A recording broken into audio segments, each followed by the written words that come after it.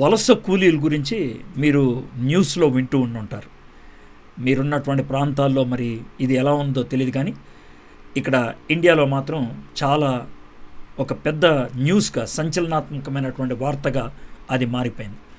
లక్షల మంది వలస కూలీలు వేల కొద్ది కిలోమీటర్లు నడుచుకుంటూ వెళ్ళిపోవటం, దారిలోనే వాళ్ళకి డెలివరీలు అవటం, పిల్లల యొక్క కాళ్ళు ఉబ్బిపోయి వాళ్ళు నడవలేక దారిలో చచ్చిపోవటం, ఇలాంటి చాలా వార్తలు వింటూ ఉన్నప్పుడు చాలా హృదయ విదారకంగా ఉంటుంది, చాలా కష్టంగా ఉంటుంది.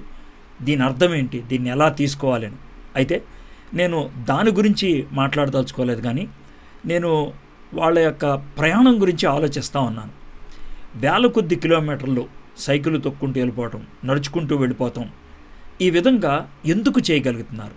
What is motivating them to walk such a long distance? అంత దూర ప్రయాణం వాళ్ళు చేయటానికి, అంత కఠినతరమైనటువంటి ప్రయాణం చేయటానికి వాళ్ళకి ప్రోత్సాహం ఎక్కడి నుంచి దొరుకుతుంది?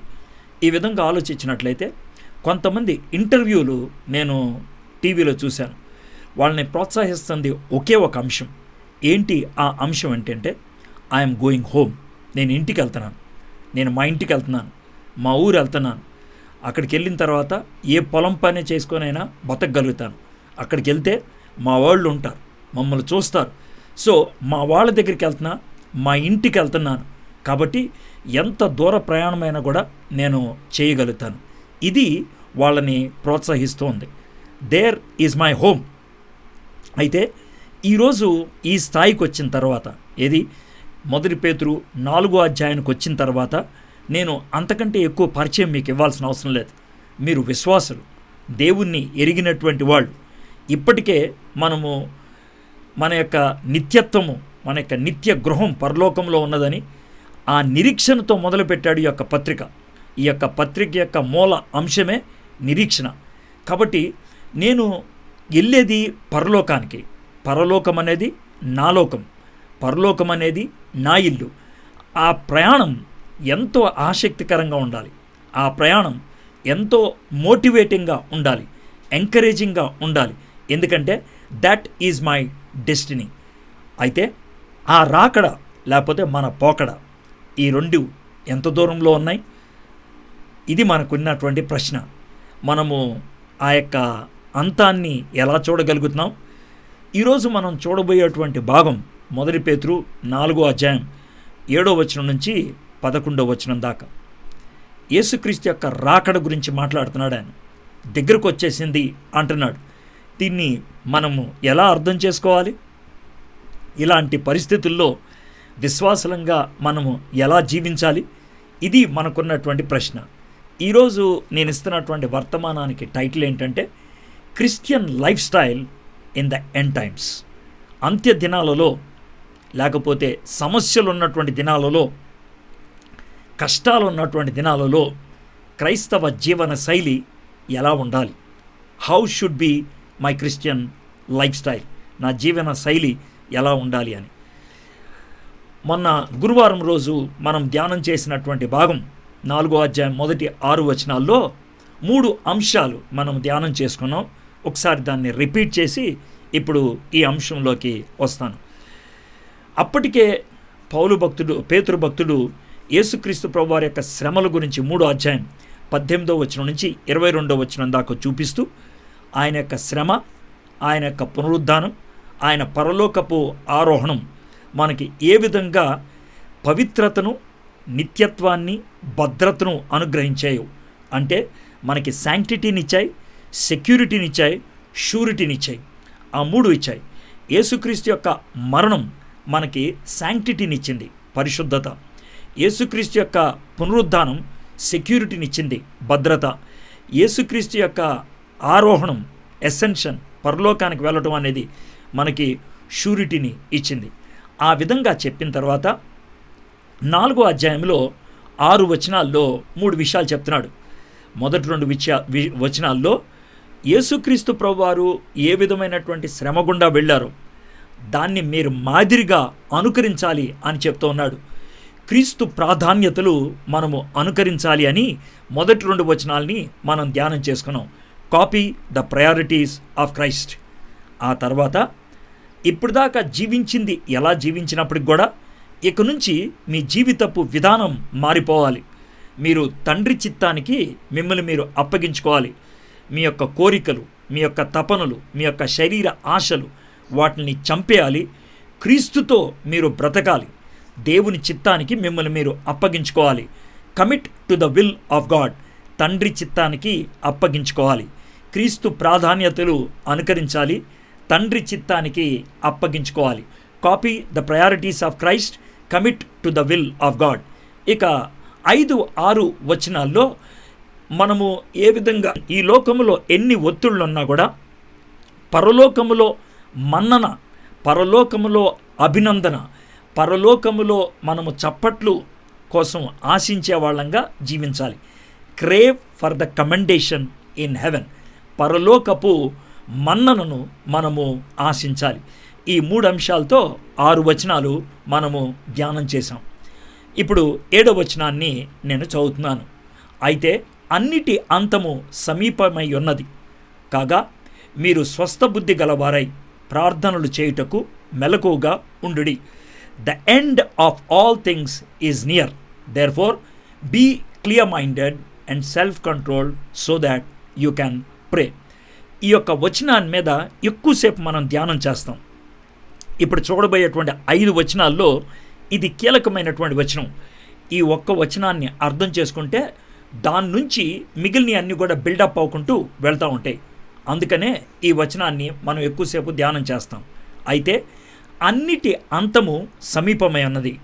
ఈ మాటలు 2000 సంవత్సరాల క్రితం రాశారు. అప్పుడే ఈ మాట అంటున్నాడు, అన్నిటి అంతము సమీపమై ఉన్నది అని. దీన్ని పట్టుకొని చాలామంది క్రైస్తవుల్ని ఏడిపిస్తారు, క్రైస్తవుల్ని వెక్కిరిస్తారు, క్రైస్తవుల్ని అపహాస్యపాలు చేస్తూ ఉంటారు. ఎప్పుడొస్తాడయ్యా, ఎప్పుడొస్తాడు అనేది. ఇది మనకున్నటువంటి ప్రశ్న. ఇప్పుడు అంతము సమీపమై ఉన్నది అని పేతురు భక్తుడు రాయటానికి ఆయన అర్థమేంటి? ఆయన అబద్ధమాడా, మోసం చేశాడా, లేకపోతే యేసుప్రభు రాకడిని మనము యేసుప్రభు కాలమానంలో 1000 సంవత్సరాలు ఒక రోజుగా ఇంకా చాలా టైం ఉందని అనుకోవాలా?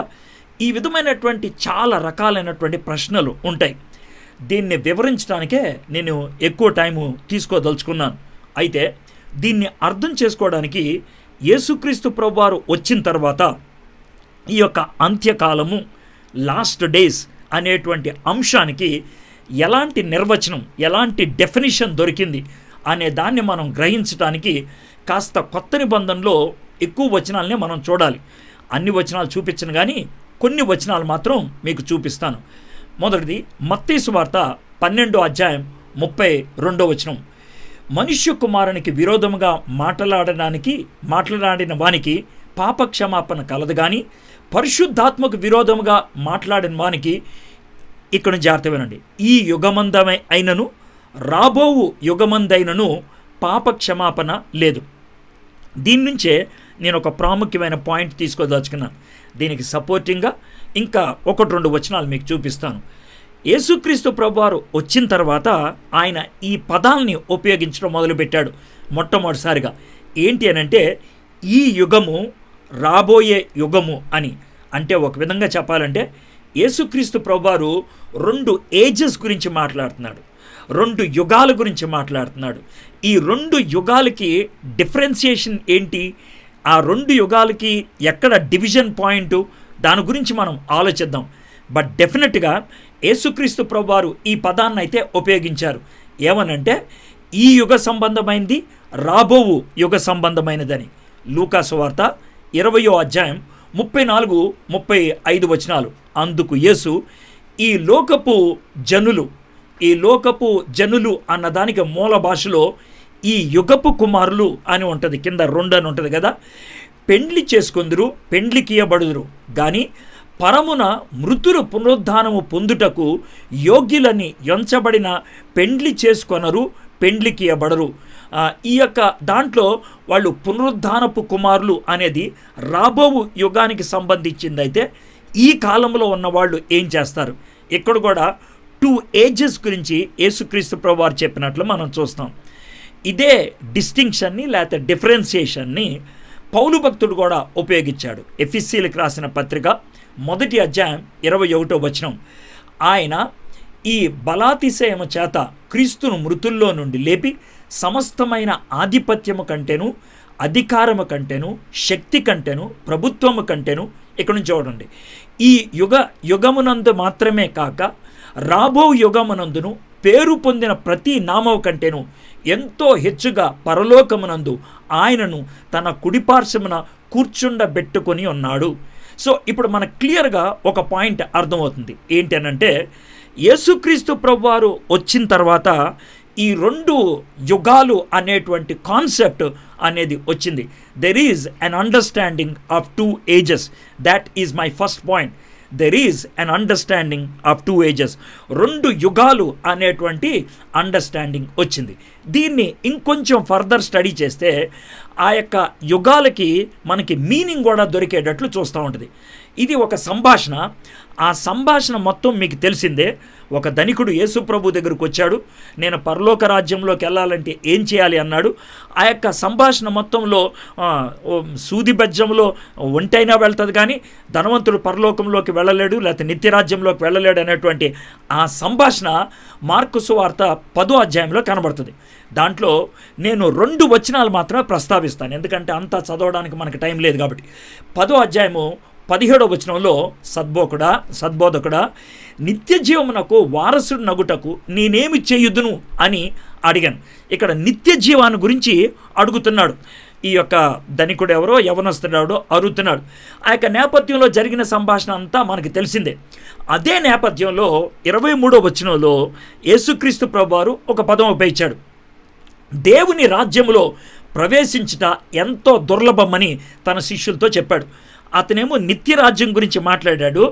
యేసుక్రీస్తు ప్రభువారు దేవుని రాజ్యంలో ప్రవేశించడం అసాధ్యం అని అన్నాడు. దీంతో మనకేమర్థమవుతుంది? నిత్య రాజ్యాన్ని పొందటం అన్నా, దేవుని రాజ్యములో చేరటం అన్నా ఒక్కటే. నిత్య జీవితాన్ని పొందటం అన్నా, దేవుని రాజ్యములో చేరటం అన్నా ఒకటే. అంటే Kingdom of God is equal to eternal life. దేవుని యొక్క రాజ్యము అంటే మత్తయి అయితే కొన్నిసార్లు పరలోక రాజ్యము అంటాడు. ఎందుకంటే దేవుడు అనేటువంటి మాట యూదులు ఎక్కువసార్లు ప్రస్తావించడం, మాట్లాడరు కాబట్టి పరలోక రాజ్యం అన్నాడు. సో కింగ్డమ్ ఆఫ్ హెవెన్ అన్నా, కింగ్డమ్ ఆఫ్ గాడ్ అన్నా ఒకే భావం ఉన్నది.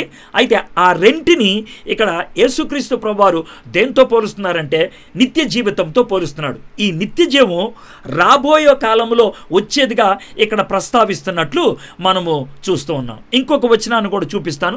దాంతో మనకి ఇప్పుడు సెకండ్ పాయింట్లోకి మనం వచ్చిన వాళ్ళు అవుతాం. మొదటి పాయింట్ ఏంటంటే 2 కాలాలు లేకపోతే 2 యుగాల గురించి మాట్లాడారు. అయితే అది కింగ్డమ్ ఆఫ్ గాడ్, దేవుని రాజ్యము అనేది, నిత్య రాజ్యము అనేది రాబో కాలానికి సంబంధించింది అన్నట్లు ఇప్పుడు మనం చూస్తూ ఉన్నాం. హిబ్రీలకు రాసిన పత్రిక 6వ అధ్యాయం. నేను ఎంపిక చేసుకున్నటువంటి వచనాల్లో వెనకాల చాలా విషయాల్లో మనకి కన్ఫ్యూజన్ ఉండొచ్చు. అయితే దాన్నంతటినీ పట్టించుకోవద్దు. కేవలం ఈ ఒక్క పదాన్ని మాత్రం వెతకడానికి ప్రయత్నం చేయండి. ఏంటంటే యుగము, కాలము, సమయము, దాని గురించి. ఒకసారి వెలిగింపబడి 6వ అధ్యాయం 4వ వచనం, ఒకసారి వెలిగింపబడి పరలోక సంబంధమైన వరమును రుచిచూచి పరిశుద్ధాత్మలో పాలువారై దేవుని దివ్య వాక్యమును రాబోవు యుగ సంబంధమైన శక్తుల ప్రభావమును అనుభవించిన తర్వాత తప్పిపోయిన వారు తమ విషయంలో దేవుణ్ణి మరలా సిలువ వేయుచు బాహాటముగా ఆయన్ని అవమానపరుచుచున్నారు గనుక మారు మనసు పొందినట్లు అట్టి వారిని మరలా నూతపరచట అసాధ్యం. ఇక్కడ నేను హైలైట్ చేయాల్సినటువంటి మాట ఏంటంటే రాబోవు యుగ సంబంధమైన యుగ సంబంధమైన. కాబట్టి ఇప్పటికి 2 పాయింట్స్ మనకు అర్థమైనవి. ఏంటనంటే 2 కాలాల గురించి ప్రస్తావిస్తూ ఉన్నారు. అయితే దేవుని రాజ్యము లేకపోతే పరలోక రాజ్యము అనేది నిత్య జీవితానికి సంబంధించింది అనేది. అయితే ఈ పరలోక రాజ్యము లేకపోతే దేవుని రాజ్యం గురించి యేసుక్రీస్తు ప్రభువారు ఎలా మాట్లాడారు చూద్దాం. లూకా సువార్త 22వ అధ్యాయం 15, 16 వచనాలు. ఇది మీకు ఒక అండర్స్టాండింగ్ కోసం ఇన్ని వచనాలు చూపిస్తున్నాను. ఈ యొక్క అండర్స్టాండింగ్ అంతటిని పెట్టుకొని పేతురు భక్తుడు ఆ సింపుల్ స్టేట్మెంట్ ఇచ్చాడు. అంత కాలము వచ్చేసింది కాబట్టి, చివరి కాలము వచ్చింది కాబట్టి, when he was using that statement, ఆ పదాన్ని ఉపయోగించినప్పుడు ఆయనకున్నటువంటి అవగాహన ఇదనమాట. ఆ అవగాహన అంతటిని మీ ముందు పెట్టడానికి ప్రయత్నం చేస్తున్నాను.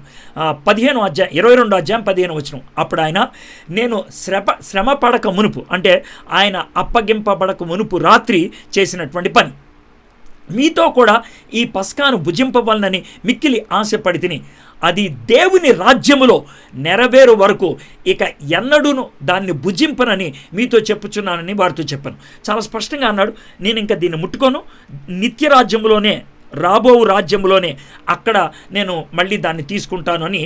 ఇక్కడ దేవుని రాజ్యము, ఇప్పటికి మనం ఈ టూ ఇష్యూస్ మనం అర్థం చేసుకున్నాం. ఒకటి ఏంటంటే 2 ఏజ్ అండర్స్టాండింగ్, 2 కాలాల గురించి చెప్పారు.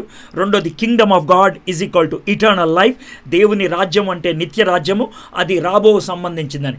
మూడోది ఈ కింగ్డమ్ ఆఫ్ గాడ్ అనేది ఫ్యూచరిస్టిక్గా మాట్లాడారు, అంటే భవిష్యత్ కాలానికి సంబంధించిందిగా మాట్లాడారు. ఇంకొక చిన్న వివాదాస్పదంగా అనిపిస్తుంది. ఎలాగంటే మత్తయి సువార్త 12వ అధ్యాయం 28వ వచనంలో, దేవుని ఆత్మ వలన నేను దెయ్యములను వెళ్ళగొట్టుచున్న ఎడల నిశ్చయముగా దేవుని రాజ్యము మీ యొద్దకు వచ్చి ఉన్నది. ఇక్కడ మీతో ఈ మాటలు చెప్పాలి. ఇందాక మనం చూసిన లూకాసు వార్త 22వ అధ్యాయంలో అది రాబోయేదిగా చెప్పాడు. ఇక్కడ యేసు ప్రభు వారు ఇక్కడికి వచ్చేసింది, మీ మధ్యన ఉన్నది అని చెప్పాడు. ఇది ఒక్కసారే కాదు, ఇంకోసారి కూడా చెప్పాడు. లూకాసు వార్త 17వ అధ్యాయంలో 20వ వచనం, దేవుని రాజ్యం ఎప్పుడు వచ్చినని పరిసయ్యులు ఆయన్ని అడిగినప్పుడు ఆయన, దేవుని రాజ్యము ప్రత్యక్షముగా రాదు, ఎందుకనగా ఇదిగో దేవుని రాజ్యము మీ మధ్యనే ఉన్నది, అంటే మీ చుట్టూ ఉన్నది, మీతో ఉన్నది, ఇలాంటి భావం వస్తుంది. మీ మధ్యనే ఉన్నది గనక ఇదిగో ఒక్కడ ఆయన అక్కడున్నాడు లేకపోతే ఇక్కడున్నాడు అని చెప్తే కనుక పట్టించుకోరు అని అంటున్నాడు. సో ఇప్పుడు మనకి ఈ కన్ఫ్యూజన్ ఉంటుంది. సార్ 2 రాజ్యాలు అన్నారు, లేకపోతే 2 యుగాలు అన్నారు, బాగుంది. అది నిత్యరాజ్యం అనేది భవిష్యత్ కాలం అన్నారు, అది కూడా బాగానే ఉంది. కానీ ఇక్కడ యేసు ప్రభు వారేమో ఇక దేవుని రాజ్యం మీ మధ్యనే ఉన్నది అని అంటున్నాడు. దీన్ని ఎలా అర్థం చేసుకోవాలి? ఇది మీకు వచ్చినటువంటి క్వశ్చన్. దీన్ని మీకు బాగా అర్థం చెప్పడానికని నేనేం చేస్తానంటే మీకు ఒక బొమ్మ గీసి చూపిస్తాను, దాంతో మీకు అర్థమవుతుంది. ఇప్పుడు మీకు ఇందాక చెప్పినట్లుగా ఈ యొక్క దేవుని రాజ్యము అన్నదాన్ని ఈ 2 కాలాలుగా చూపించాడు. 2 కాలాలుగా చూపించారు. అయితే ఇది మనం ఉన్నటువంటి కాలం, ఇది రాబోయేటువంటి కాలం. ఈ డిఫరెన్సియేషన్ లేకపోతే డిస్టింక్షన్ ఎప్పుడు ఉంటుంది అనేది తర్వాత చూద్దాం. అయితే యేసు ప్రభు వారు ఇక్కడ వచ్చారు అనుకుందాం, యేసయ్య వచ్చారు. యేసయ్య వచ్చిన తర్వాత ఏమన్నాడు? ఈ రాజ్యం మీ మధ్యకు వచ్చింది అన్నాడు. అంటే ఇదేదో ఇక్కడ ఎక్స్టెండ్ అయినట్లుగా ఉంటుంది. అయితే ఇప్పుడు మనము ఈ కాలంలో ఉన్నాం. ఈ కాలం ఇప్పుడు ఈ దేవుని రాజ్యము స్థాపించడానికి కావలసినటువంటి విషయాలు ఏంటి? 4 విషయాలు అవసరం. ఈ 4 విషయాలతో పాటు 5వ విషయం చేరితే గనక దేవుని రాజ్య స్థాపనకి అన్ని వనరులు వచ్చినట్లు. ఒకటి ఏంటంటే ఇన్కార్నేషన్, యేసు ప్రభు ఈ లోకంలోకి రావటం, ఆయన వచ్చేసాడు. రెండోది క్రూసిఫిక్షన్, యేసుక్రీస్తు ప్రభు వారు మన పాపాల నిమిత్తం శిలువ మీద చనిపోవటం, అది కూడా జరిగిపోయింది. మూడోది రిజరక్షన్, యేసుక్రీస్తు ప్రభు వారు తిరిగి లేవటం అయిపోయింది. 4వది యేసుక్రీస్తు ప్రభు వారు పరలోకములోకి ఎత్తబడి తండ్రి కుడి పార్శ్వాన ఆసీనుడై ఉండటం, అది కూడా అయిపోయింది. 4 నెక్స్ట్ ఈ 4 అయిపోయిన తర్వాత పరిశుద్ధాత్ముడి సంఘ స్థాపన కోసం ఈ లోకంలోకి రావటం, అది కూడా జరిగింది. కాబట్టి పెంతెకోస్తు దినాన్న పరిశుద్ధాత్ముడు ఈ లోకంలోకి వచ్చిన తర్వాత ఇక్కడ ఎక్కడో జరిగింది అనుకున్నాం. ఆ మూమెంట్ నుంచి దేవుని 2వ రాకడికి స్టేజ్ సెట్ అయిపోయింది. అప్పటి నుంచి ఎప్పుడైనా సరే దేవుడు 2వ రాకడ జరిగేచ్చు అప్పటి నుంచి. కాబట్టి ఆ మూమెంట్ నుంచి యేసు ప్రభు యొక్క 2వ రాకడ దాకా దాన్ని అంత్య దినాలు అని అంటూ ఉన్నారు, ద లాస్ట్ డేస్ అని అంటూ ఉన్నారు. ఆ పీరియడ్లో మనం ఉన్నాం అన్నమాట. మరి ఈ పాయింట్ ఏంటి అని అంటే మనం పరలోకంలోకి వెళ్ళేది, లేకపోతే దాని అంటారు 2వ రాకడ. కాబట్టి ఈ 2వ రాకడికి యేసు రాకడికి మొదటి రాకడికి మధ్యలో ఉన్నటువంటి కాలంలో మనకి నిత్యరాజ్యం ఇక్కడ ఉన్నట్లు ఉంటుంది, లేనట్లు ఉంటుంది. ఎవరు ఉన్నట్లు చెప్తారంటే అనుభవించిన వాళ్ళు. ఎవరు భవిష్యత్ జ్ఞానంతో మాట్లాడతారంటే యేసు ప్రభుని సొంత రక్షకుడిగా అంగీకరించినటువంటి వాళ్ళు. సో యేసు ప్రభుని ఎవరైతే సొంత రక్షకుడిగా అంగీకరిస్తారో వాళ్ళలో నిత్య జీవం ఉన్నది. తను అంగీకరించు వారందరికీ తన కుమారులు అవడానికి అధికారం ఇచ్చేశాడు, అయిపోయింది. తన నామందు విశ్వాసం ఉంచువారు నిత్య జీవము కలవారు. ప్రెజెంట్ టెన్స్లో మాట్లాడారు. కాబట్టి నా మాట విని నన్ను పంపిన వాని యందు విశ్వాసం ఉంచువాడు తీర్పులోనికి రాక మరణములో నుంచి జీవములోనికి దాటి ఉన్నాడు. ఇది పాస్ట్ టెన్స్లో చెప్పేశాడు. కాబట్టి మనలో ఆ నిత్య జీవం ఉన్నట్లు మనం చూస్తూ ఉన్నాం. కాబట్టి దీంతో ఇప్పుడు మీకు ఒక అవగాహన వచ్చి ఉండాలి. ఏంటి అనంటే 2 కాలాల గురించి మాట్లాడారు. అయితే యేసుక్రీస్తు ప్రభువారు ఈ లోకంలోకి రావటంతో ఆ నిత్య రాజ్యానికి సంబంధించినటువంటి విషయాలు ఆయనతో పాటు వచ్చేసాయి. అయితే ఆయనతో పాటు వచ్చి ఆ నిత్య రాజ్య స్థాపనకు కావలసినటువంటి 5 విషయాలు ఆయన చేశాడు. 1, ఆయన ఈ లోకంలోకి మనిషిగా అవతరించడం, ఇన్కార్నేషన్. 2, పాపాన్ని ప్రాయశ్చిత్తపరచడానికని శిలువ మీద చనిపోవటం. 3, నిత్య జీవితాన్ని మనకి సంపాదించి పెట్టడానికి తిరిగి లేవటం. 4, ఆయన తండ్రి కుడి పార్శ్వాన రాజులకు రాజుగా ప్రభువులకు ప్రభుగా సింహాసనం మీద ఆసీనుడు అవ్వటం. 5, ఆయన చేసినటువంటి కార్యాన్ని మన జీవితానికి ఆపాదించడానికి, ఈ లోకంలో సంఘం స్థాపించడానికి పరిశుద్ధాత్ముని పంపించాడు.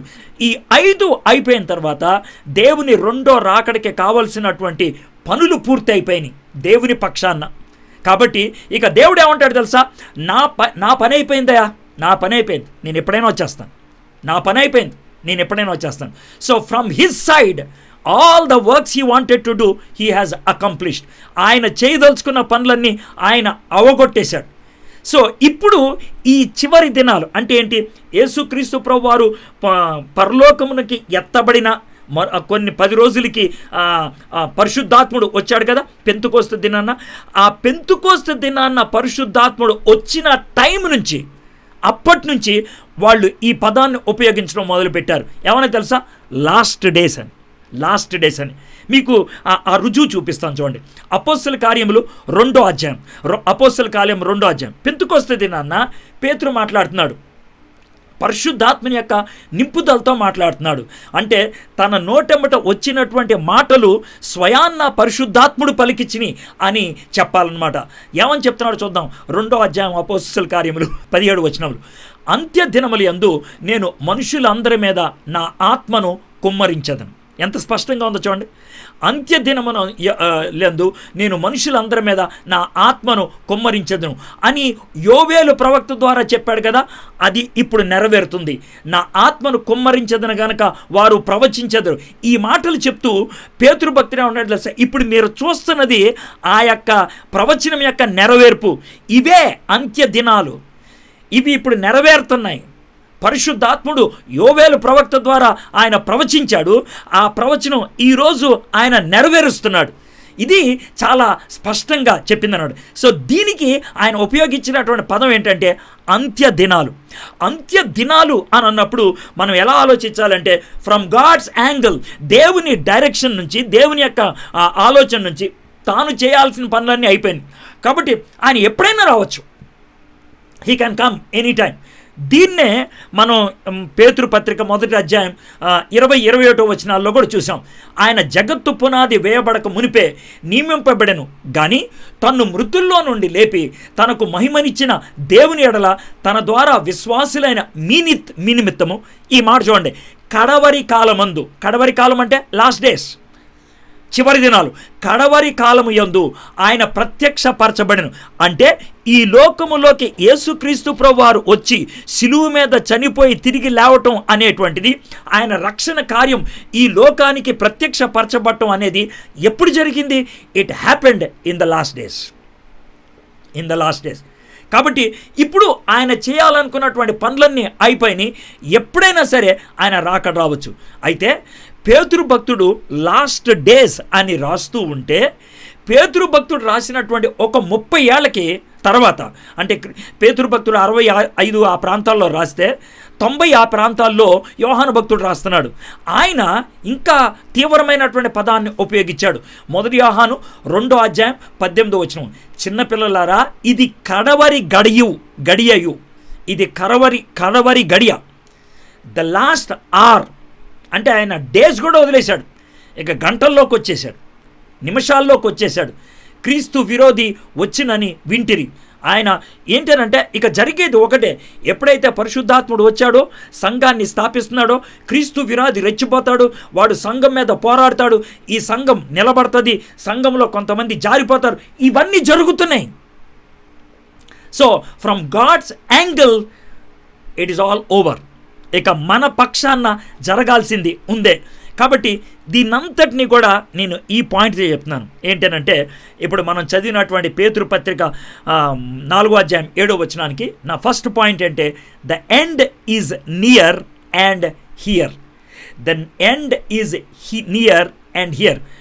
దేవుని యొక్క రాకడ లేకపోతే అంతము అనేది దగ్గరలో ఉన్నది, ఇక్కడే ఉన్నది.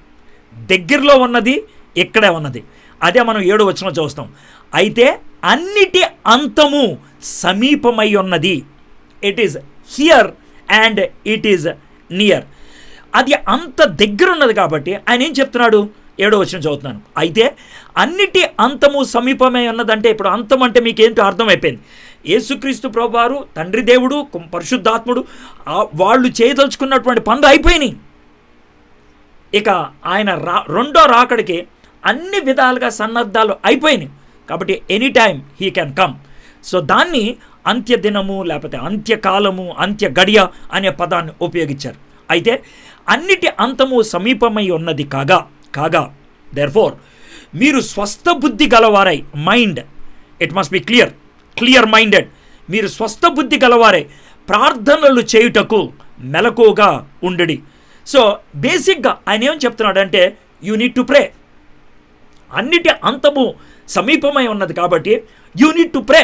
అది ఆయన చెప్తున్నాడు అనమాట. నా మనకు వచ్చేటువంటి క్వశ్చన్ ఏంటంటే, సార్ ఎలా ప్రార్థన చేయగలుగుతాం, ఏం ప్రార్థన చేయగలుగుతాం, ప్రార్థన చేస్తే ఏమవుతుంది, ఎందుకంటే అంతా దేవుని చేతిలో ఉంది కదా, నేను చేసి ఏం చేసేది ఉంటుంది.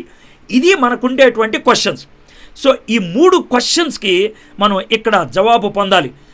ఏ విధంగా ప్రార్థన చేయాలి, ఎందుకు ప్రార్థన చేయాలి, ప్రార్థన చేస్తే ఏమవుతుంది, how should I pray, why should I pray, what happens if I pray. ఈ 3 క్వశ్చన్స్కి ఇక్కడ మనం చూడటానికి ప్రయత్నం చేద్దాం. ఇక్కడ పేతురు భక్తుడు మైండ్ ఉపయోగించమని అడుగుతున్నాడు. బుద్ధి, స్వస్థ బుద్ధి, క్లియర్ మైండ్ ఉపయోగించండి అని అన్నాడు. క్లియర్ మైండ్ ఉపయోగించి మీరు ప్రార్థన చేయండి అని అన్నాడు. పేతురు రాసినటువంటి ఈ యొక్క పత్రికలో మొత్తం 105 వచనాల్లో 3 వచనాల్లో ఆయన మైండ్ని ప్రస్తావించాడు. ఈ 3 వచనాలు పక్కన పెట్టుకున్నట్లయితే మైండ్తో మానవుడు చేయగలిగేటువంటి 3 పనులు మనకి చాలా స్పష్టంగా కనబడతాయి. ఆ 3 వచనాలు మీకు చదివినిపించేస్తాను. ఒక క్లియర్ థాట్ మీకు కూడా వచ్చేస్తుంది. 1 పేతురు 1వ అధ్యాయం 13వ వచనం. కాబట్టి మీ మనస్సు అని నడుము కట్టుకొని నిబ్బరమైన బుద్ధి గలవారై, you see the word mind, బుద్ధి, నిబ్బరమైనటువంటి బుద్ధి గలవారై యేసుక్రీస్తు ప్రత్యక్షమైనప్పుడు మీకు తేబడు కృప విషయమై సంపూర్ణ నిరీక్షణ కలిగి ఉండండి అని అంటున్నాడు. బేసిక్గా ఆ 13వ వచనం ఆల్రెడీ మనం స్టడీ చేశాం కదా. యేసే మిమ్మల్ని రక్షించాడు, ఆయన తిరిగి రాబోతున్నాడు. ఆయన తిరిగి రాబోతున్నాడు కాబట్టి ఆ యొక్క నిరీక్షణ మీకు ఉన్నది కాబట్టి, ఆ యొక్క నిశ్చయత మీకు ఉన్నది కాబట్టి, ఆ హోప్ ఉన్నది కాబట్టి మీ యొక్క మైండ్ నిబ్బరపరచుకోండి, ధైర్యపరచుకోండి, వాబుల్ అవనివ్వద్దు, అటు ఇటు చెక్కు చెదరనివ్వద్దు, మీరు రాజీ పడిపోవద్దు, జారిపోవద్దు. So your mind can be stable. మీ యొక్క మైండ్ ఎప్పుడు స్టేబుల్గా ఉంటుందంటే because of the hope you have. నీకున్నటువంటి నిరీక్షణ బట్టి అది జాగ్రత్తగా ఉంటుంది. Therefore prepare your minds for actions, be self controlled, set your hope fully on the grace to be given you when Jesus Christ is revealed. కాబట్టి self control అనేది వస్తుంది when you pray with your mind, when you have hope in your mind. నీ యొక్క మైండ్లో నిరీక్షణ ఉంటే నీకు self control అని వస్తుంది. అయితే ఇప్పుడు మనం చూద్దాం. మైండ్లోకి హోప్ వచ్చింది, ఆ హోప్ను బట్టి నీకు నిబ్బరమైనటువంటి మనస్సు వచ్చింది, సెల్ఫ్ కంట్రోల్ వచ్చింది. సెల్ఫ్ కంట్రోల్, ఈ సెల్ఫ్ కంట్రోల్ వస్తే మనం ఏం చేయాలంట? 7వ వచనం ఇప్పుడు చదువుతున్నాం, 4వ అధ్యాయం 7వ వచనం. అయితే అన్నిటి అంతము సమీపమై ఉన్నది కాగా మీరు స్వస్థ బుద్ధి గలవారై, అర్థమైందా, క్లియర్ మైండ్ కలిగిన వాళ్ళై ప్రార్థన చేయుటకు మెలకువగా ఉండడి. మెలకువగా అనేటువంటి మాట వాచ్ఫుల్నెస్గా అనుకోవచ్చు. తర్వాత మీరు సెల్ఫ్ కంట్రోల్డ్గా ఉండటం, అటు ఇటు వేవర్ కాకుండా ఉండటం. సో ఇప్పుడు మనకు అర్థం అవుతుంది, మైండ్ నిరీక్షణతో నిండుంటే కనుక సెల్ఫ్ కంట్రోల్ వస్తుంది. సెల్ఫ్ కంట్రోల్ ఉంటే కనుక ఆ మైండ్ సెల్ఫ్ కంట్రోల్ ఉన్నది కాబట్టి నువ్వు ప్రేయర్ చేస్తావు. అది రెండోది. ఇక మూడోది మైండ్ గురించి మాట్లాడింది ఎక్కడంటే 5వ అధ్యాయము 8-9 వచనాలు. నిబ్బరమైన బుద్ధి గలవారే, మళ్ళీ నిబ్బరమైన బుద్ధి గలవారే మెలకువగా ఉండడి. మీ విరోధి అయిన అపవాది గర్జించు సింహం వల్లే ఎవరిని మృంగుదునా అని వెదుకుచూ తిరుగుచున్నాడు. లోకమందున్న మీ సహోదరుల యందు ఈ విధమైన శ్రమలు నెరవేరుచున్నవి ఎరిగి విశ్వాసమందు స్థిరులై వారిని ఎదిరించడి. సో నెంబర్ 1, మీకు హోప్ ఉంటుంది. ఆ హోప్ దేవుని యొక్క రెండో రాకను బట్టి ఉన్నది. ఆ హోప్ మీకు సెల్ఫ్ కంట్రోల్ని ఇచ్చింది, నిబ్బరాన్ని ఇచ్చింది, ధైర్యాన్ని ఇచ్చింది, రాజీ పడినటువంటి స్థితిని ఇచ్చింది. దాంతో మీరు ప్రేయర్ చేశారు.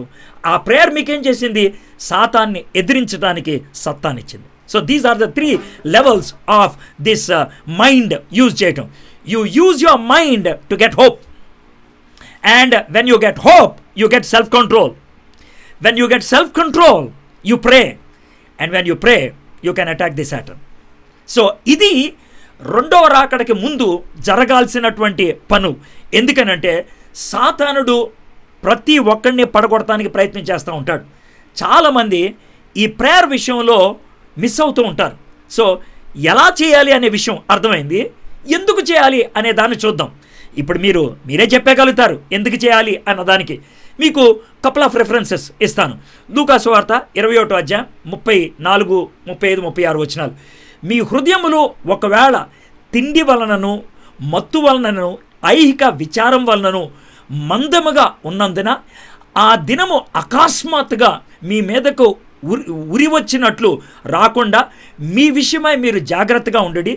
ఆ దినము భూమి అంతటా నివసించు వారందరి మీదకి అకస్మాత్తుగా వచ్చును. కాబట్టి మీరు జరగబో వీటి నెలని తప్పించుకొని మనుష్య కుమారుని ఎదుట నిలవబడుటకు శక్తి గలవారగినట్లు ఎల్లప్పుడూ ప్రార్థన చేయొచ్చు మెలకువగా ఉండడని చెప్పాను. So very clear concept. You need to pray. మెలకువగా ఉండి ప్రార్థన చేయాలి. ఎందుకని? జారిపోకుండా ఉండటానికి. ఎందుకని? లోకములో కలిసిపోకుండా ఉండటానికి. ఎందుకని? నీ యొక్క గురి తప్పిపోకుండా ఉండటానికి. ఇక ఫేమస్ రెఫరెన్స్ ఏంటంటే మార్క్స్ వార్త 14వ అధ్యాయం. యేసు ప్రభువు వారు గెత్సెమనే తోటలో ఉన్నప్పుడు ఆయన ఉపయోగించినటువంటి మాట 14వ అధ్యాయం 38వ వచనం మార్క్స్ వార్త. మీరు శోధనలో ప్రవేశించుకున్నట్లు మెలకువగా ఉండి ప్రార్థన చేయడి. ఆత్మ సిద్ధమే కానీ శరీరము బలహీనమని పేతురుతో చెప్పి. That's the word God said to Jesus said to Peter. అందుకనే పీటర్ ఇక్కడ చెప్తున్నాడు మెలకుగా ఉండి ప్రార్థన చేయండి. మేబీ ఆ రోజు మేము నిద్రపోయాం, అందుకనే నేను ఉద్రేకపూరితంగా చేశాను. ఆ తర్వాత ఆయన ఎవరో నాకు తెలియదని బొంకాను. The reason for me to fall on that day, ఆ రోజు నేను పడిపోవడానికి కారణం ఏంటి తెలుసా? I did not pray. ఆయన చెప్పాడు నాకు 3 times వచ్చి చెప్పాడు, 2 times చెప్పాడు ప్రార్థన చేయండి అని చెప్పాడు ఆయన. I did not take it serious. నేను సీరియస్గా తీసుకోలేదు. సో అందుకనే మీకు చెప్తాను, I'm speaking from my experience అన్నట్లు పేతురు చెప్తున్నాడు. మీరు ప్రార్థన చేయకపోతే, ప్లీజ్ లిసన్ టు దిస్, మీరు ప్రార్థన చేయకపోతే ఏముందలే అని అనుకుంటే కనుక సాతానుడు వచ్చి నిన్ను పడేస్తాడు, మోసం చేస్తాడు. ప్రార్థన మిమ్మల్ని ఆత్మీయంగా మేలుకునేటట్లు చేస్తుంది. అంటే మీరు పడుకోవద్దని కాదు నా ఉద్దేశం. Spiritual awakeness comes through prayer. ఆత్మీయమైనటువంటి మెలకువు నీకు ఎప్పుడు కూడా ప్రార్థన ద్వారా వస్తుంది. క్యాంబల్ మార్గన్ అనేటువంటి భక్తుడు ఆయన మెలకుగా ఉండటం గురించి, దేవుని యొక్క రాకడ కోసం సిద్ధపడటం గురించి ఆయన ఇలాంటి మాట అన్నాడు. I never lay my head on the pillow without thinking that perhaps before the morning breaks, the final morning may have dawned. నేను దిండి మీద తలకాయ పెట్టుకొని నిద్రపోయే ముందు ఎప్పుడు ఈ విధంగా ఆలోచిస్తాడంట. ఏమనంటే తెల్లారే లోపల ఇదే నా జీవితానికి చివరి రాత్రేమో, నేను తెల్లారేంది పరలోకంలోనేమో అని అనుకుంటాడంట. నెక్స్ట్ ఏమంటాడు తెలుసా? I never begin my work without thinking that he may interpret my work and begin his work. నేను పని మొదలు పెట్టాను కదా, నేను ఎప్పుడు పని మొదలు పెట్టలే ఏమనుకుంటాను తెలుసా? ఈ పని ముగియక ముందే ఆయన మధ్యలోకి వస్తాడేమో ఆయన పని మొదలు పెడతాడేమో అని అనుకుంటాను. Now let me tell his words అని అంటున్నాడు. టిల్ ఐ కమ్, నేను వచ్చే వరకు. We're not looking for death, మనం చావు కోసం కాదు ఎదురు చూసేది. We're looking for him to take us with him. మనం చావు కోసం ఎదురు చోట్ల ఆయన వచ్చి మనల్ని తీసుకెళ్ళటానికి వస్తున్నాడని మనము ఎదురు చూస్తూ ఉంటాం. కాబట్టి ఈ యొక్క ద ఎండ్ ఈజ్ నియర్ అనేటువంటి అంశం కింద మనము సెకండ్ పాయింట్లోకి వచ్చాం. The end is near and here అనే దాంట్లో నెక్స్ట్ పాయింట్ ఏంటంటే the prayer should be clear and conscience. ప్రార్థన అనేది స్వస్థ బుద్ధి కలిగి ఉండాలి, అది నిబ్బరముతో ఉండాలి. దాంట్లో మనం ఇప్పటికి 2 పాయింట్స్ చూసాం. హౌ షుడ్ వి ప్రే, ఎలా ప్రార్థన చేయాలి. వై షుడ్ వి ప్రే, ఎందుకు ప్రార్థన చేయాలి. ఇక మూడోది what happens when we pray, ప్రార్థన చేస్తే ఏమవుతుంది. మనము ఆయన యొక్క రాకడ గురించి తెలుసుకుంటే, if you learn about his coming, మనము తెలుసుకుంటే లెర్న్ అబౌట్ హిస్ కమింగ్, మనలో సెల్ఫ్ కంట్రోల్ అనేది వస్తుంది, నిబ్బరంగా మనం ఉంటాం. If you are looking forward with a clear minded prayer, మనము నిబ్బరమైనటువంటి స్వస్థ బుద్ధి కలిగి ప్రార్థన చేసేవాళ్ళంగా ఎదురు చూస్తున్నట్లయితే, మొదటిది తెలుసుకొనుట, రెండోది తేరు చూచుట, అప్పుడు మూడోది జరుగుద్ది. ఏంటి తెలుసా, people who pray like that will long for his coming. ఆయన యొక్క రాకడ కోసం వాళ్ళు త్వర పెడతారు, వాళ్ళు త్వరగా జరిగిపోవాలని వాళ్ళు ఆశతో ఎదురు చూస్తూ ఉంటారు. లెర్న్, లుక్, లాంగ్, తెలుసుకొనుట, తేరి చూచుట, త్వర పెట్టుట. అదేంటండి దేవుని యొక్క రాకడ నేను త్వర పెడతానా? ఎలా త్వర పెడతాను? నేను ఏమన్నా చేయటం బట్టి యేసయ్య రెండో రాకడ త్వరపడుతుందా? Why not? యేసుక్రీస్తు ప్రభువారు మనకి నేర్పించినటువంటి ప్రార్థన ఏంటంటే, నీ రాజ్యము వచ్చునుగాక. Why did he teach us that prayer? ఆ ప్రార్థన ఎందుకు నేర్పించాడు? ఎందుకనంటే ఆ ప్రేయర్ మన జీవితంలో నిజం కావాలి కాబట్టి. బైబిల్లో చివరి ప్రార్థన, the last prayer in the Bible is asking Jesus to come early. ప్రకటన గ్రంథం 22వ అధ్యాయం 21వ వచనం, ఆమెన్, ప్రభు అయిన యేసు రమ్ము, త్వరగా రా అని అంటున్నాడు. అంటే మనం ఏ విధంగా త్వర పెడతాం అనేది పేతురు తాను 2వ రాసిన పత్రికలో చెప్తున్నాడు. దాన్ని మీకు చూపిస్తాను. పేతురు రాసిన 2వ పత్రిక 2వ అధ్యాయం 11, 12 వచనాలు. ఇవన్నీ ఇట్లు లయమైపోవును గనుక ఆకాశంలో రవులు కొని లయమైపోవునట్టియు, పంచభూతములు మహావేంద్రముతో కరిగిపోవునట్టియు, దేవుని దినపు రాకడ కొరకు కనిపెట్టుచు, దాన్ని ఆశతో అపేక్షించుచు దాని పక్కన 1 అని ఉంటుంది పైన. దాని అర్థం ఏంటంటే త్వరపెట్టుచు, మీరు పరిశుద్ధమైన ప్రవర్తనతో భక్తితోనూ ఎంతో జాగ్రత్త గలవారై ఉండగలరు. అంటే what he says is this, మనము యేసుక్రీస్తు ప్రభువారు తాను చేయాల్సిన పనులన్నీ చేశాడు. కాబట్టి మనం చేయాల్సిన పనులు మనం చేస్తే అంటే ఏంటి, మనం మన జీవితాన్ని సరిచేసుకోవాలి. రెండోది మన స్వార్థ పరిచర్య మనం చేయాల్సింది మనం చేసుకుంటూ వెళ్ళిపోవాలి. సో ఈ 2 మనం చేయాల్సింది. ఒకటేంటంటే మన లైఫ్ బాగుండాలి, రెండోది మన మినిస్ట్రీ దాని అప్డేట్ ఉండాలి. ఈ 2 ఉన్నప్పుడు ఏమవుతుందో తెలుసా, ఆయన రాకడ త్వర పెట్టినటువంటి వాళ్ళము అవుతాం. కాబట్టి ప్రార్థనాపూరితంగా దేవుని రాకడ కోసం సిద్ధపడటం అంటే ఏంటో తెలుసా, నేను నా పని రెడీ చేశా.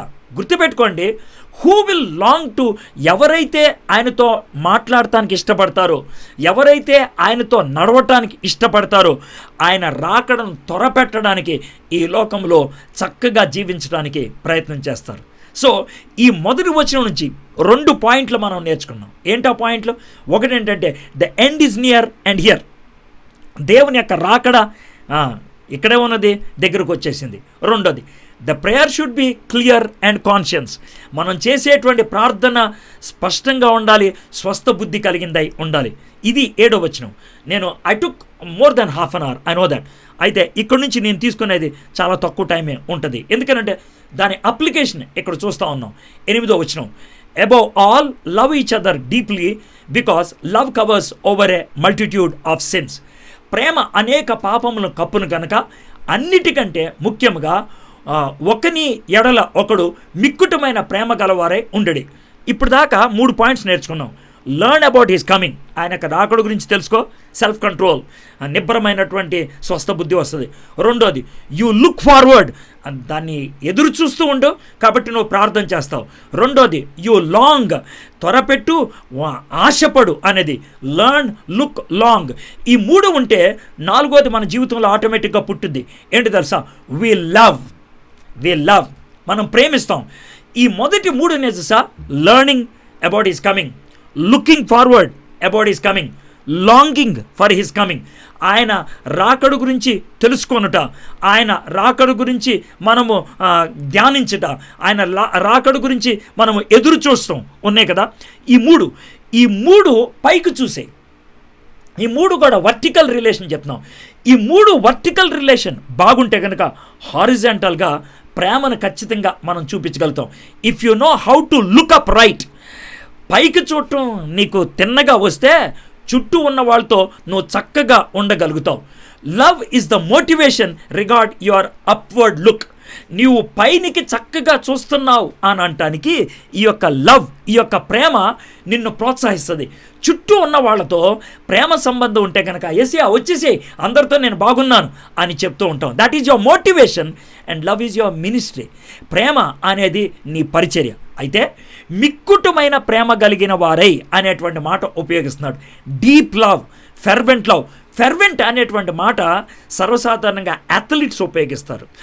పరుగు పందెంలో ఉన్న వాళ్ళు ముందుకి వంగి వాళ్ళు ముందుకి త్వరగా వేగిరిగా వెళ్తారంటారు సార్. అలాగా ప్రేమ అనేది రియాక్షన్ కాదు, అది యాక్షన్. అంటే అది ప్రతిస్పందన కాదు, స్పందనలాగా ఉండాలి. We need to be proactive. మనము మన తరపు నుంచి ప్రేమను చూపించాలి. వాళ్ళు చేసిన దానికి స్పందన కాదు. ఎందుకని అంత ప్రేమ గురించి మాట్లాడుతున్నాడంటే అంత్య దినాల గురించి మాట్లాడాం కదా. అంత్య దినాలకి 2 లక్షణాలు ఉంటాయి. ఏంటి ఆ 2 లక్షణాలు తెలుసా? ఒకటి లాలెస్, రెండోది లవ్లెస్. ఒకటి ధర్మశాస్త్రము పద్ధతులు ఏముండదు, ఇష్టం వచ్చినట్లు వ్యవహరిస్తారు, అవినీతి లోకం ఎక్కువ ఉంటుంది. లాలెస్. రెండోది లవ్లెస్, ప్రేమ ఉండదు. లాలెస్, లవ్లెస్ వరల్డ్లో ప్రేమ చల్లారిపోతుంది, కరిగిపోతూ ఉంటుంది. ఆ టైడల్ వేవ్ లాగా ఈ యొక్క క్రైమ్ ఎక్కువైపోతూ ఉంటుంది. అమెరికాలో ఈ యొక్క కోవిడ్-19 రావటం బట్టి చాలా భయంకరంగా దొంగతనాలు ఎక్కువైపోయినాయి, దోపిడీలు ఎక్కువైపోయినాయి. ఒక విధంగా చెప్పాలంటే చుట్టూ శ్రమలు ఎక్కువైపోయినప్పుడు ప్రజలు ఈజీ మెథడ్లో డబ్బు సంపాదించుకోవాలనుకుంటారు. మోసాలు ఎక్కువ అవుతాయి, దోపిడీలు ఎక్కువ అవుతాయి, దొంగతనాలు ఎక్కువ అవుతాయి. అవి అంత్య దినాలకు సూచన. అలాంటి దినాలలో మనం ఉన్నప్పుడు దేవుని ప్రేమను మనం పొందుతున్నట్లయితే ఆ ప్రేమను ఇతరులకు అందించగలగాలి. ప్రేమకున్నటువంటి విచిత్రమైన లక్షణం ఏంటి తెలుసా? మనము అనుభవించకుండా మనము అందించలేం. మనము అందించేది క్రీస్తు ప్రేమ. క్రీస్తు ప్రేమ ఎలాంటిదో మనకు అర్థమైంది కదా. మనము పాపులమై ఉన్నప్పుడు మనల్ని క్షమించాడు. కాబట్టి ఇక్కడ సామెతలు 10-12 కోట్ చేస్తూ పాపములు, అనేక పాపములను ఈ ప్రేమ కప్పుద్ది అని అంటున్నాడు. నోవాహు బాగా తాగేసి, అది తప్పే అనుకోండి, తాగేసి బట్టలు కూడా ఓడబిక్కొని పడుకుంటే హాము చూశాడు. కానీ షేమ్కి యాపాతికి చెప్తే వాళ్ళు దాన్ని కప్పేశారు, ఆ నగ్నాన్ని కప్పేశారు, అతను చేసినటువంటి ఆ దుష్కార్యాన్ని కప్పేశారు. అంటే మీరు ఇంకా వేరేగా దాన్ని టూ డీప్ చూడద్దు. కానీ సింపుల్గా మీకు చెప్పాలంటే దాట్స్ వాట్ లవ్ డస్. ప్రేమ చేసేది అది. ఇప్పుడు దాకా 3 పాయింట్లు చూసాం. The end is near and here. అంతము ఇక్కడే ఉంది, దగ్గరకు వచ్చేసింది. రెండోది, prayer should be clear and conscience. మనం చేసేటువంటి ప్రార్థన నిర్మలమైనటువంటి మనస్సాక్షితో ఉండాలి, నిబ్రమైనటువంటి బుద్ధి కలిగింది ఉండాలి. ఇక మూడోది, the longing that leads to love. మనం దేవుని యొక్క రాకడ కోసం ఆ తప్పించే తత్వం అనేదే, ఎదురు చూసేటువంటి తత్వం అన్నదే, దానితో మనము అందరినీ ప్రేమిస్తూ ఉంటాం. That is the third point. ఇప్పుడు దాకా మనం దాన్ని చూసాం. The end is near and here. Second one, the prayer that is clear and conscience. మూడోది, the longing that leads to love. మనము ఎదురు చూపు అదేమవుతుంది తెలుసా? ప్రేమకు నడిపిస్తుంది. 9వ వచనం, ఆ ప్రేమ కొంచెం ఎక్స్టెన్షన్ లాగా కనబడుతుంది. Offer hospitality to one another without grumbling. సణుగు కొనకుండా ఒకరికొకడు ఆతిథ్యము చేయడు. ఆతిథ్యము అనేటువంటి మాట, హాస్పిటాలిటీ అనేది తెలుసున్న వాడికి చేసేది కాదు. మిత్రులకి చేసేది కాదు, మన యొక్క తోబుట్టులకి చేసేది కాదు, మన యొక్క చుట్టాలకి చేసేది కాదు. హాస్పిటాలిటీ అనేటువంటి పదం ఇక్కడ మనం ఈ కాంటెక్స్లో చూసినట్లయితే కనుక పరాయి వాళ్ళకి, పరదేశులకి, మనకి తెలియనటువంటి వాళ్ళకి ఆ మాట ఇక్కడ చెప్తున్నాడు. ఒక విధంగా చెప్పాలంటే దీంతో మనం 4th పాయింట్లోకి వస్తాం. 3వ point the longing leads to love అయితే మనం ఎదురు చూసేది ప్రేమకి నడిపించినట్లయితే love in action to strangers is hospitality. ఈ ప్రేమ మనకి తెలియని వారికి చూపించినప్పుడు, మనకి తెలియనటువంటి అన్యులకు చూపించినప్పుడు, పరదేశులకు చూపించినప్పుడు అది ఆతిథ్యం అవుతుంది అనమాట. ఈ హాస్పిటాలిటీ ఎందుకు అవసరం అంటే కనుక పర్సిక్యూషన్ ఎక్కువైపోయినప్పుడు, లేకపోతే ప్రాబ్లమ్స్ ఎక్కువైపోయినప్పుడు, లేకపోతే సటానిక్ అటాక్స్ ఎక్కువైపోయినప్పుడు ఇబ్బందుల్లో చాలామంది ఉంటారు. అలాంటి వాళ్ళు మనకు తెలిసిన వాళ్ళు అవ్వచ్చు, తెలియని వాళ్ళు అవ్వచ్చు. తెలిసిన వాళ్ళు అయితే మనం ఖచ్చితంగా పట్టించుకుంటాం అనుకోండి. తెలియని వాళ్ళకి పట్టించుకోవటం ఆ ప్రేమను ఎక్స్టెండ్ చేయటం అంటారు. వాళ్ళు వచ్చి మన ఇంట్లో భోజనం చేశారనుకోండి, అది ఎక్స్పెన్సివ్ అవుతుంది. వాళ్ళు మనకి సమయాన్ని అడిగారనుకోండి, మన యొక్క భావోద్రేకాలు వాళ్ళకి ఇవ్వాల్సి వస్తుంది. So hospitality is expensive and it needs our emotion. It's expensive and emotion. ఆ విధంగా ఆతిథ్యాన్ని ఇవ్వటం బట్టి గొప్ప గొప్ప కార్యాలు జరిగాయి. అబ్రహాం 3 ఆతిథ్యాన్ని ఇచ్చారు, వాళ్ళు తన కుమారుణ్ణి ఇచ్చారు. అయితే మీరు అనొచ్చు అబ్రహాము దేవుణ్ణి గుర్తుపెట్టారు కాబట్టి చేశారని. మరి రాహాబు గురించి, ఆమె ఈ యోసేపు పంపించినాడు, యెహోషువ పంపించినటువంటి ఆ యొక్క వేగులు వారిని ఆమె దాపెట్టింది, వాళ్ళకి ఆతిథ్యాన్ని ఇచ్చింది. దాంతో ఏమైపోయింది, ఆ ఒక్క కుటుంబమే రక్షించబడింది. So when you love others, దేవుని యొక్క ప్రేమను నువ్వు పొందుతూ ఆ ప్రేమను యథార్థ మనస్సాక్షితో అందిస్తున్నప్పుడు గుర్తుపెట్టుకో, ఇట్స్ ఎ బ్లెస్సింగ్ అంటూ యూ. అది నీకు ఆశీర్వాదంగా మారుతుంది. ఇప్పటికి మనం 4 పాయింట్స్ నేర్చుకున్నాం. The end is near and here. అంతము దగ్గరకు వచ్చేసింది, ఇక్కడ ఉన్నది. రెండోది, the prayer has to be clear and conscience. మనం చేసేటువంటి ప్రార్థన నిర్మలమైన మనస్సాక్షి, నిబ్బర బుద్ధితో ఉండాలి. మూడోది, the longing leads to love. మనం ఎదురు చూస్తున్నాం, ఆ ఎదురు చూపు ఇతరులను ప్రేమించడానికి దారితీస్తుంది. Love in action leads to hospitality to strangers. మనము ఎప్పుడైతే ఈ యొక్క ప్రేమను కార్యాచరణలో పెడతామో ఆతిథ్యాన్ని ఇవ్వటం మనము మొదలు పెడతాం. Now we're coming to the last portion, 10th and 11th verse. 8th and 9th verse love and hospitality ఒక యాంగిల్ అయితే కనుక 10th and 11th verse gifts గురించి మాట్లాడుతూ ఉన్నాడు. చూద్దాం 10వ వచనం. Each one should use whatever gift he has received to serve others faithfully administering God's grace in its various forms. దేవుని నానా విధమైన కృప విషయమై మంచి గృహ నిర్వాహకులై ఉండి ఒక్కొక్కడు కృపావరము పొందిన కొలది ఒకరికొకడు ఉపచారం చేయడు. ఫస్ట్ ఆఫ్ ఆల్ గిఫ్ట్ అంటే ఏంటి? గిఫ్ట్కి 3 స్టేట్మెంట్లు ఇస్తాను. Gift is not earned, it is not pursued, it is not worked up. వరము అనేది మనం సాధించింది కాదు, సంపాదించింది కాదు, సాధన చేస్తే వచ్చింది కాదు. సాధించింది కాదు, సంపాదించింది కాదు, సాధన చేస్తే వచ్చింది కాదు. It is not earned, this is not pursued, this is not worked up. Then what is gift? Gift is graciously given and thankfully received. వరము అనే దాన్ని కృపతో మనం పొందాము, మనం కృతజ్ఞతతో స్వీకరించాం. That is the gift. అయితే ఈ వరము ఎవరిస్తారు, ఎప్పుడిస్తారు, ఎంత ఇస్తారు, ఎవరికిస్తారు, ఈ విషయాలన్నీ కూడా 3 వచనాలు చదివి మీకు చక్కచక్క చెప్తాను. కొరింథీయులకు రాసిన మొదటి పత్రిక 12వ అధ్యాయం. ఈ వరాల్ని ఎవరిస్తాడంట? 4వ వచనం, 12వ అధ్యాయం 4వ వచనం. కృపావరములు నానా విధములుగా ఉన్నవి, కానీ ఆత్మ ఒకడే. ఈ వరాలన్నీ ఇచ్చేది పరిశుద్ధాత్ముడే. He gives. ఆయన owner and he is the provider. ఆయన ఓనరు, ఆయనే ప్రొవైడరు. అదే భాగంలో 7వ వచనం.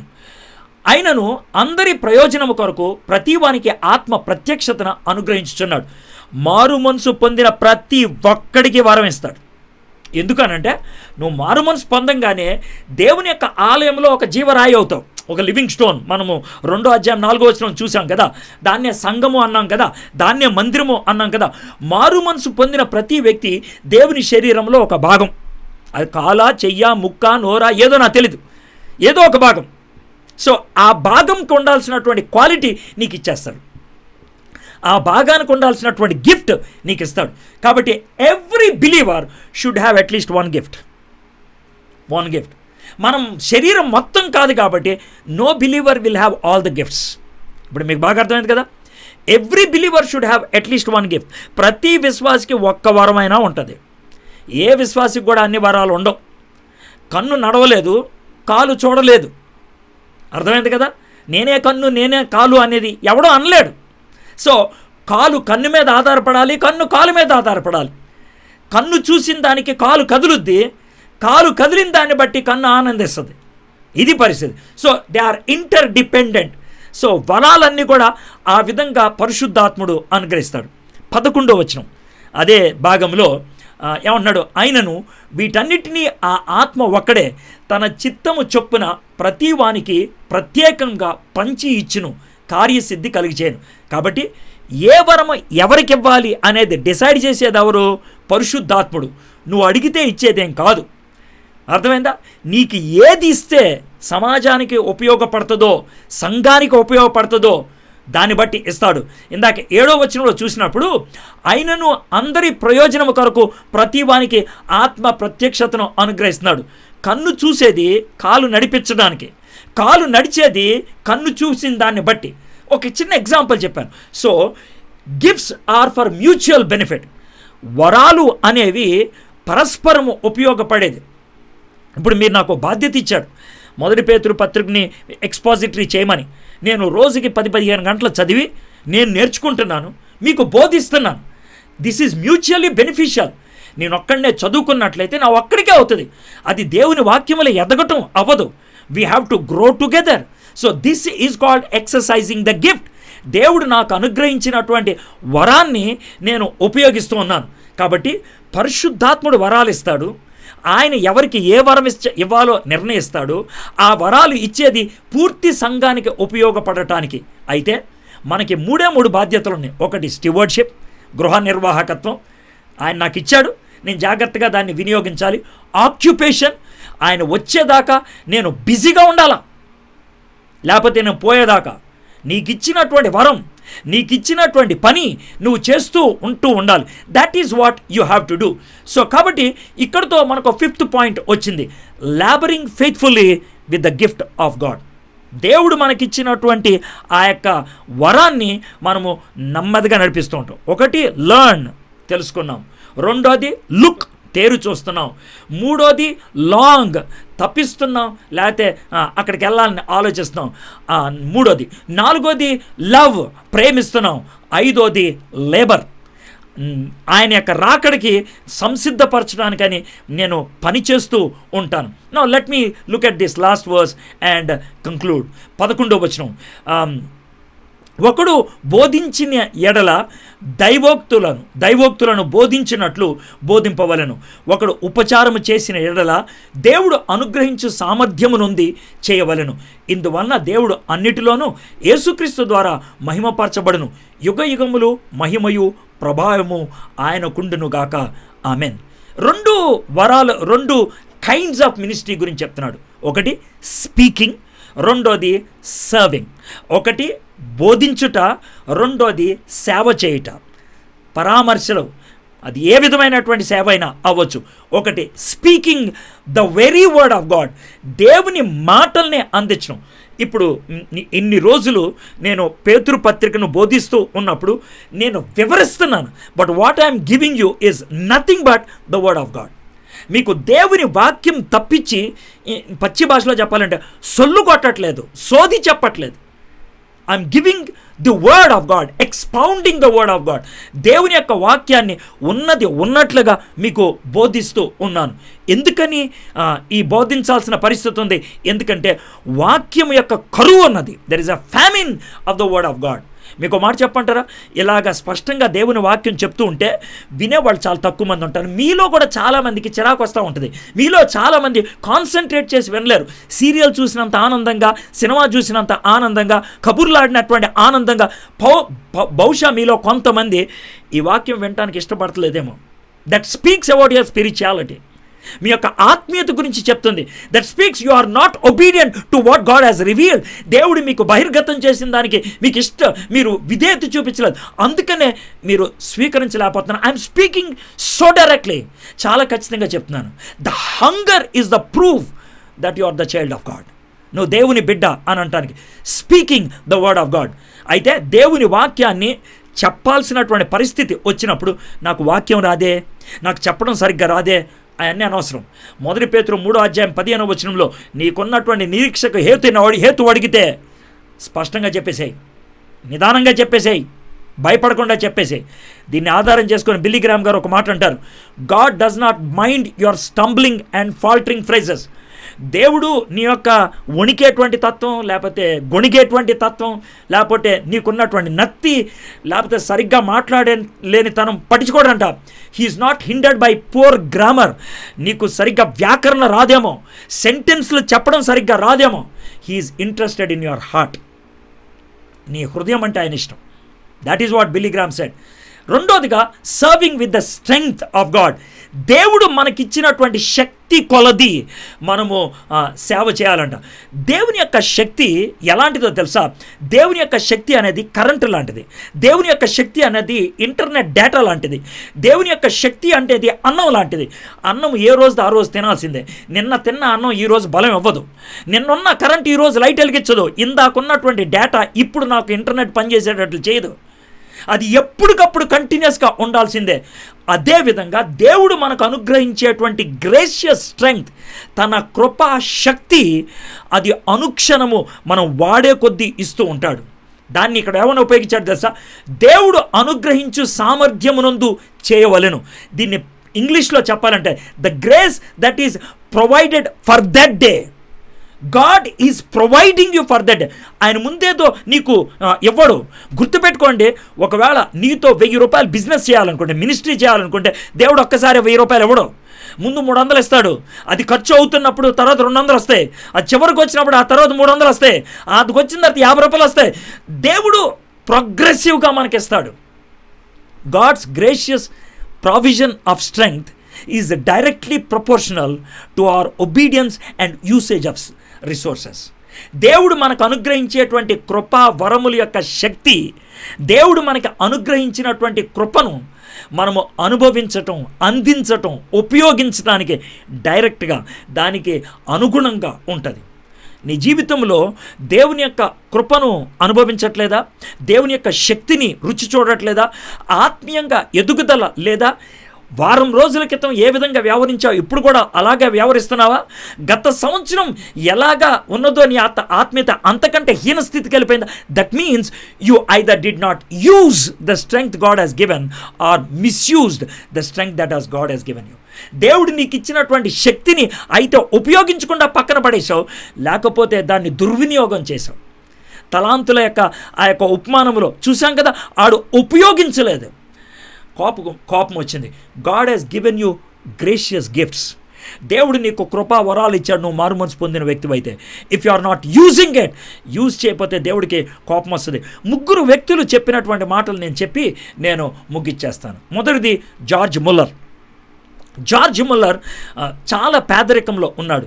నాకు విచిత్రం అనిపించేది ఏంటి తెలుసా? గొప్ప గొప్ప పరిచర్య చేసేటువంటి వ్యక్తులకి అయితే డబ్బు ఉండదు, లేకపోతే ఆరోగ్యం ఉండదు, లేకపోతే ఇంకేవారి సమస్యలు ఉంటాయి.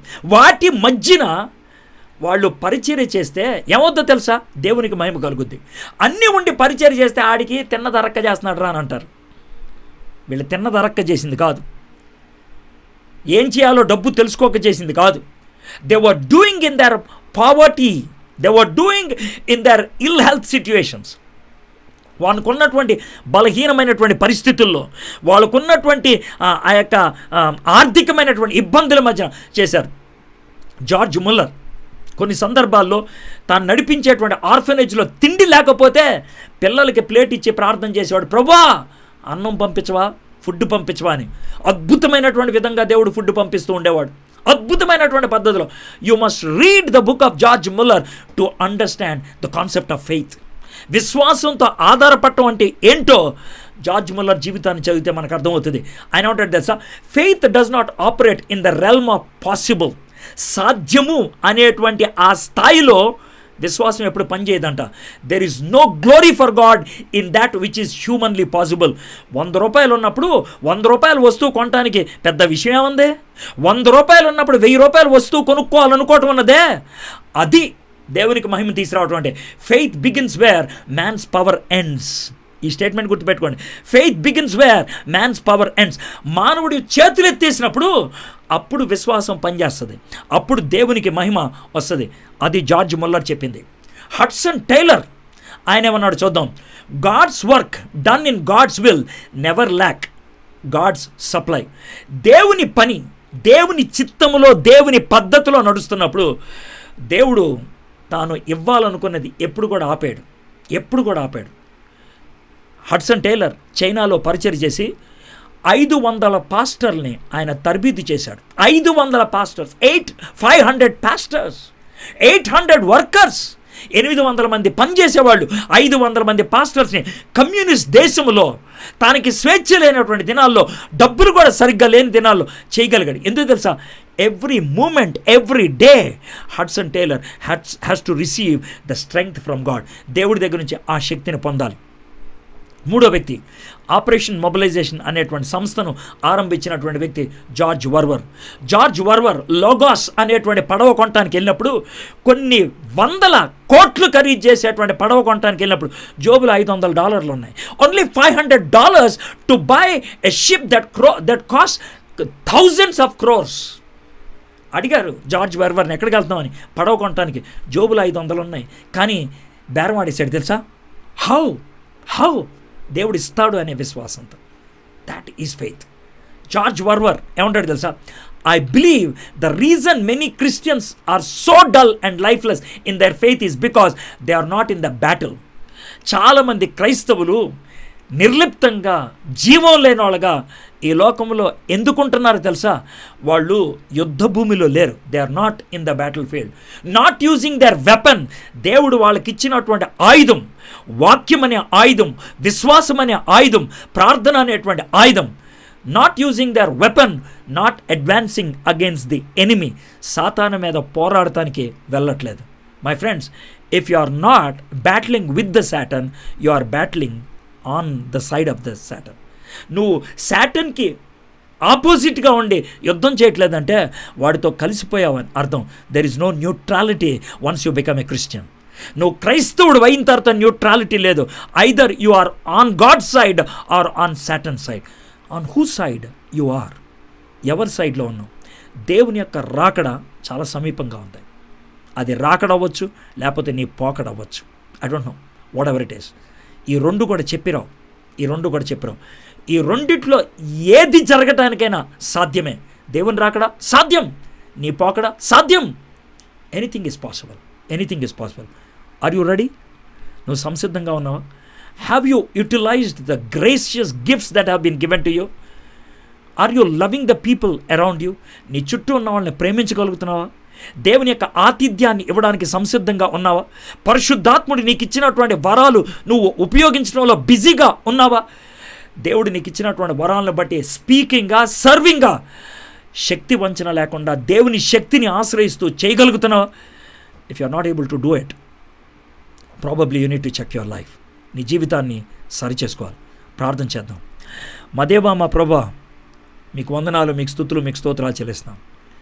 ఈ 5 వచనాల నుంచి మీరు మాకు నేర్పించినటువంటి పాఠాలు చాలా దివ్యమైనవి ప్రభా. మా జీవితానికి ఎంతో ప్రాముఖ్యమైనవి.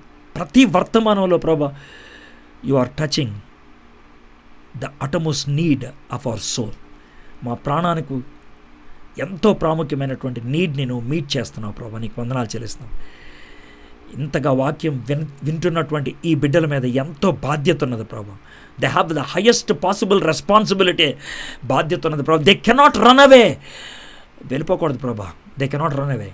They have to respond. స్పందించాలి. లేకపోతే వాళ్ళ జుట్టు పట్టుకుంటావు ప్రభా. You are going to hold their head. లెక్కడుగుతావు. నీకు ఎంత చెప్పించాను, నేను ఎంత వివరించాను, వాట్ యు టు డూ అని. ప్రభా, మేము తప్పించుకోలేము ప్రభా. నీ వైపుకి వస్తే, నీ ప్రేమను మా జీవితంలో పొందుతున్నప్పుడు ఇది మాకు భారంగా ఉండదు, బాధ్యతగా ఉంటుంది. మాకు భయాన్ని కలిగించదు, ఎంతో భద్రతనిస్తుంది ప్రభా. అలాంటి జీవితాన్ని మాకు అనుగ్రహించమని, ఈ వాక్యాన్ని మా జీవితానికి ఆశీర్వాదకరంగా చేయమని యేసు నామములో ప్రార్థన చేయించున్నాం తండ్రి. ఆమేన్.